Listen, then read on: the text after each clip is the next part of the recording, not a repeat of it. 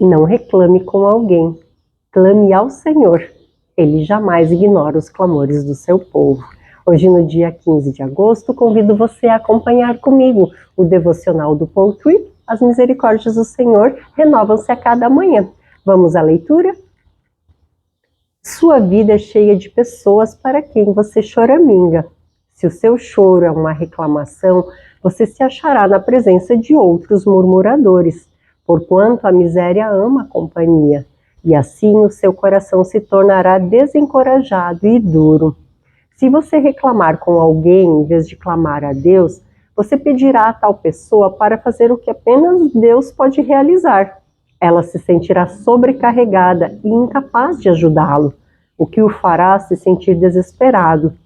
Se você silencia seus clamores, desabafa apenas consigo mesmo, você se sentirá cada vez mais sozinho, sem ninguém que se importe com você e o compreenda, e assim se sentirá mais e mais desamparado. A boa notícia do Evangelho é a de que você não precisa abafar suas lamentações. Você não tem de se envergonhar porque está chorando e certamente não deve sentir que Deus é tão grande, tão distante ou ocupado demais com algo mais importante do que seus gritinhos por socorro. Penso que um dos objetivos dos salmos na Bíblia é nos encorajar a clamar e nos ensinar quando fazê-lo, diz o autor. E ele lista a nós alguns trechos de livros de salmos para exemplificar. Nos Salmos de número 3, o versículo 1 e 2 nos diz: Senhor, como se têm multiplicado os meus adversários, são muitos os que se levantam contra mim, muitos dizem da minha alma, não há salvação para ele em Deus.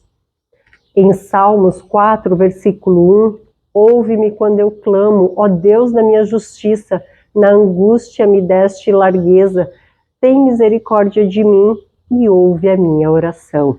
Em Salmos 10, versículo 1, porque estás ao longe, Senhor? Porque te escondes nos tempos de angústia? Salmos 13, versículo 1. Até quando te esquecerás de mim, Senhor? Para sempre? Até quando esconderás de mim o teu rosto? Salmos 22, versículo 1. Deus meu, por que me desamparastes? Por que te alongas do meu auxílio e das palavras do meu bramido? Salmos 35, versículo 1. Pleiteia, Senhor, com aqueles que pleiteiam comigo, peleja contra os que pelejam contra mim. Salmos 42, versículo 3. As minhas lágrimas servem de mantimento de dia e de noite, enquanto me dizem constantemente, onde está o teu Deus? Salmo 60, versículo 1. Ó Deus, tu nos rejeitastes, tu nos espalhastes, tu te indignastes, ó, volte para nós.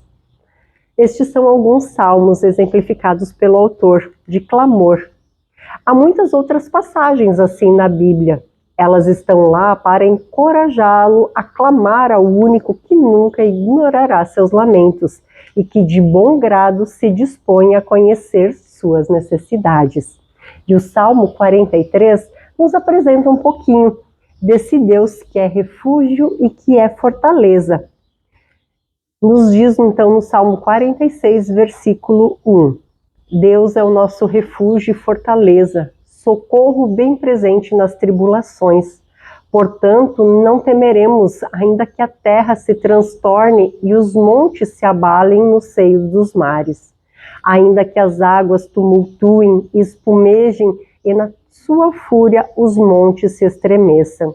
Há um rio cujas correntes alegram a cidade de Deus, o santuário das moradas do Altíssimo. Deus está no meio dela, jamais será abalada, Deus a ajudará desde antemão. Bramam nações, reinos se abalam, ele faz ouvir a sua voz e a terra se dissolve. O Senhor dos exércitos está conosco, o Deus de Jacó é o nosso refúgio. Vinde, contemplai as obras do Senhor, que assolação efetuou na terra. Ele põe termo à guerra até os confins do mundo, quebra o arco e despedaça a lança, queima os carros no fogo. Aquietai-vos e sabeis que eu sou Deus. Sou exaltado entre as nações, sou exaltado na terra. O Senhor dos exércitos está conosco. O Deus de Jacó é o nosso refúgio. Aleluia! A esse Deus, um Deus que nunca ignora os nossos lamentos, o nosso clamor, um Deus que se dispõe, que conhece as nossas necessidades e que se dispõe a nos ouvir e atender conforme a vontade dele. Louvado seja Deus!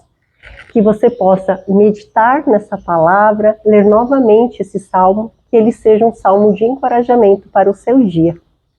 Tenha um bom dia.